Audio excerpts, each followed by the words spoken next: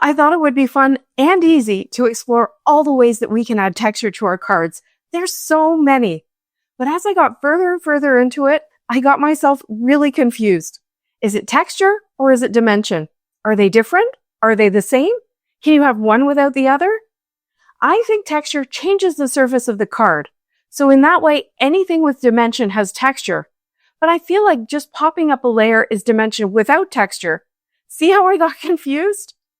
In the end, I had so many ideas, I had to split the video into 2 parts to keep it at a reasonable length.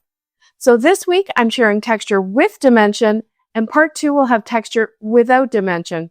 Although I'm pretty sure there's going to be some blurred lines along the way, especially as I started combining techniques as I got bolder. Let me show you. One of the easiest ways to add texture and dimension is by adding a layer of cardstock, especially if that cardstock has holes cut out of it, like a cover plate die. I've got this set of 2 cover plates that layer up, so the card base peeks through the small holes in layer 1, and then layer 1 peeks through the slightly larger holes in layer 2. To make it even more special, I cut layer 1 from holographic cardstock. Now, holographic cardstock can be hard to work with. It's certainly hard to photograph, but I like to have just little bits peeking through so your eyes don't start rolling around trying to figure out what's what. You know what I mean? I cut layer 2 from a navy gel print I had in my background drawer, and here's what I mean about just having small amounts of that shine peeking through. You could use plain silver if you prefer, or gold, or any color actually. I used liquid glue to adhere them together. You could use an adhesive sheet when you're cutting your cover plate die if you like that better, but I like having the wiggle room of the liquid glue to help me be sure I got the 2 layers lined up well. And then rather than just having the white of my card base peeking through, I decided to use another old background that's kind of a greeny aqua and not very pretty. I trimmed it slightly bigger than my 2 layers to create a bit of a frame or mat around the outside, and I think that gives a nice finished look. I finished this one with a layered up thanks sentiment and a shadow from LDRS Creative. And using a shadow and a stacked up word is another way to get some texture and dimension on your card. Okay, I'm using an old gel print from my bin.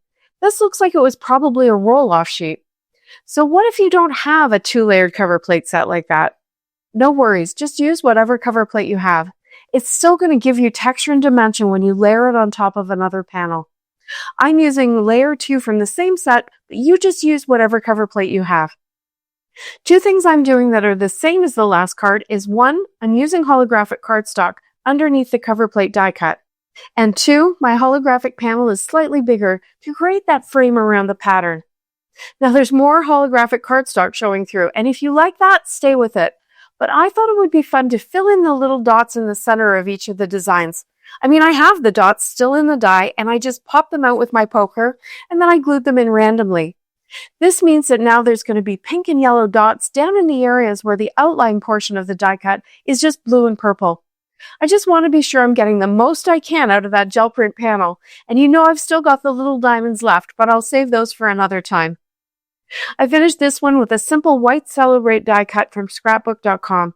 White seemed to be the most visible option, especially because the colors in the gel print and the shifting colors in the holographic cardstock really can be a lot for my brain. So far, so good, and next is my first, well, not a fail, but not what I intended. I've got black cardstock here, and I'm trying a technique I haven't done before, and that's heat embossing through a stencil.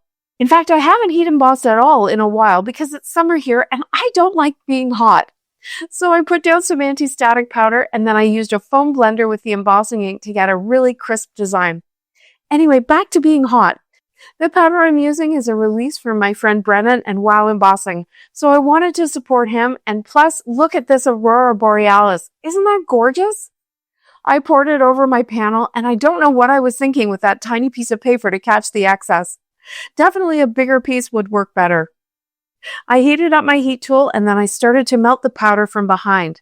This helps to make sure that any of the glitter in the embossing powder won't fly away before the powder starts to melt and really stick to the cardstock. Once it's heated up and started melting, you can heat it from the front to be sure that everything's melted and shiny. Isn't that pretty? It also looks amazing on white cardstock. Now it's pretty and there's texture, but there's not a lot of dimension in the embossing, is there? So I added some dimension by popping up both the panel and the sentiment. And I used black foam tape so that if you happen to catch a bit of a look at the card from the side, it'll be all dark. To finish this one, I trimmed the panel with a square stitch die and I added a simple sentiment banner. Next, I started to make some on-the-lake cardstock to use, except I realized I had switched lids last time I put them away and I was actually making glacier cardstock. I'll use it later. Now here's the on-the-lake cardstock. I just pounced my ink pad all over until I had good coverage, and I never worry too much about that little bit of texture. The inks will smooth as they dry. Plus, I'm creating texture and dimension by putting this panel into a 3D embossing folder from Simon Says Stamp called Crystal Distortion. This is angular and geometric, and the first thing I did was to cut it in half so I can make 2 cards. For each mini panel, I blended some glacier ink around the edges, letting my pressure fade a bit as I got to the center. Doing this creates a kind of a glow, like there's a light source, which we'll be getting to in a second. I deepened up the edges of each panel with Juniper Mist, which is a deep navy color. I used a smaller blending brush to help me keep the ink closer to the edges and not overlap all that glacier ink. I went back and finished that glacier panel so I could make 2 different looks for my cards. I used some Lindy's Fairy Fluff Shimmer Spray on all 3 to add some more texture, but not dimension. As those dried, I cut 2 of this Ornate star die from Simon Says Stamp, one from a matte silver cardstock and one from holographic. Since all the pieces were still in the matte, I decided to leave them there, but pop them all out of the other one to show 2 different looks of texture from this one die. Leaving the pieces in makes it look more embossed than die cut, and that's obviously texture, and popping them out means there will be texture and bumps from the outline. One thing to remember about most metallic cardstock, and I think especially with this holographic cardstock, that metallic finish is an almost plastic layer on top of the card. And sometimes, especially with intricate die cuts like this, you'll see that you can almost peel the metallic off the cardstock backer. So just be careful as you're popping all those little pieces out. So the first card has texture and dimension from the embossed blue background strip, as well as from the star. But to ensure that all those little pieces actually stay in place, I decided to add more texture and dimension by popping it up with foam tape. The tape will cover up all the little holes, so none of those little suckers will fall out. I finished this one with a little Julie Hickey Joy die cut in navy. For the second card, I used the glacier panel with the shimmer spray texture, and I put the embossed panel vertically this time. This kind of gives you a look like I somehow partially embossed a navy panel, I think, which is kind of neat. I added the holographic star over top using liquid glue, and I put that glue everywhere. Because of all the texture and dimension in the background, it's hard to know where the star is going to connect to the background, and I really need it to stick there. I finished this one with a holographic Joy die cut. Next is another cover plate technique, but this time it's embossing instead of cutting. Next to my die cutting machine, I have this little chart of all my sandwiches for the different 3D embossing folders, embossing a die, and embossing a stencil. I have such a mishmash of plates that I've collected over the years from different companies that I can never remember. But embossing always includes a kind of rubber mat so that the die kind of squishes the cardstock into the mat rather than cutting through against a hard plate. See how bumpy? Now I have this interesting idea to see if I could blend ink through the die and kind of use the die itself as a stencil to color the inks. And it worked okay, but the holes in the die are smaller than the actual dots. So I embossed another panel and also cut a panel to use as a stencil. It kind of clicked right into place, and then I was able to blend ink through that die cut onto the embossed panel, and I got much better coverage on each of the dots. I used glacier ink and sparkling berry, and I kind of alternated and got some pretty purples where my blending overlapped. I think this has a kind of quilty look. Each dot has the dimension that gives texture to the panel. To finish this one, I stacked up an old waffle flower thank you die cut. The layer on top was blended with the pink ink, and then I used the same stencil and the blue ink to give it some dots as well. Next, I tried embossing through a stencil. This one's called Praise Burst from a Colorful Life Designs. And I realized that my sandwich chart just couldn't be right because it was the same sandwich as the cover plate die, even though the stencil is much thinner than the die. So I had to play around with that for a bit until I got this. The texture and dimension is pretty subtle, but it's definitely there. I decided to add some color to it, and it took me a minute. The dimension is not as high, so it wasn't as easy to click everything in place. And that should have been my first sign to stop, but I went on. I added some of the glacier and sparkling berry ink, as well as some honeycomb. And by adding the color, I pretty much made that texture completely disappear. I could feel it, but I couldn't really see it like I could with the dots on the last card. This isn't a problem with the stencil, but maybe there's a better sandwich for me, where I can get higher dimension, so I'll keep working on that. I finished this one with a favorite Averyl Happy Birthday in a circle with a black mat created with a stitch circle die. Stitching also adds texture, but not dimension. Next, I added some texture paste through this All-in-Create stencil. Pastes are not always my go-to choice simply because I don't like the cleanup, but I do like the results, especially this thick white paste, which doesn't have shine or shimmer in it. It just adds that texture and dimension I'm looking for. After it had dried, I spritzed some Distress Oxide sprays onto it. I had wanted to use watercolor powders, but I'd also forgotten to use watercolor cardstock. So I figured this was another fun and quick way to add color to something that has this type of texture on it. I used speckled egg, antique linen, and crackling campfire, and I spritzed and weighted and layered up more color until I got something I was happy with. For my sentiment, I used another stacked up sentiment die cut.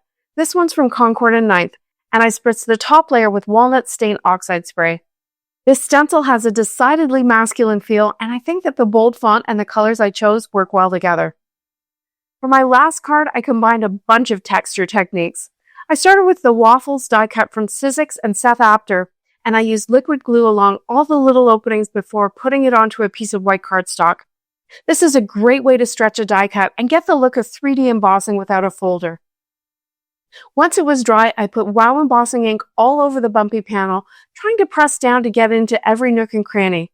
I poured over another one of Brennan's new embossing powders. This one's called Dried Lavender, and it has some silver and chunks of shiny bits in it. Super pretty.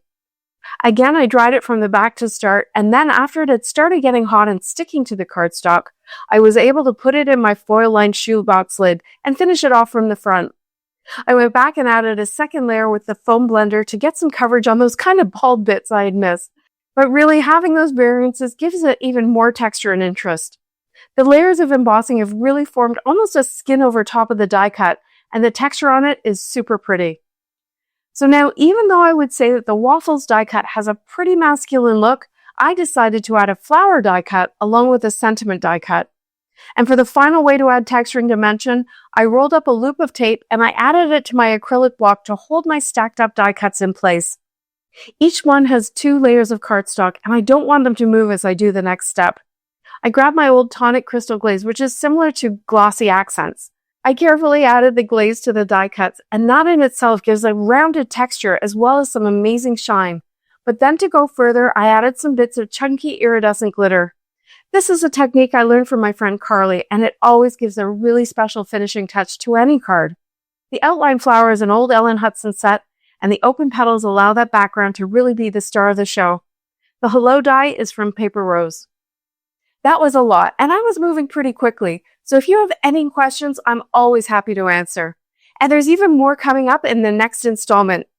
In the meantime, here's a video that kind of overlaps with this idea, with 6 quick ways to create your own colored cardstock.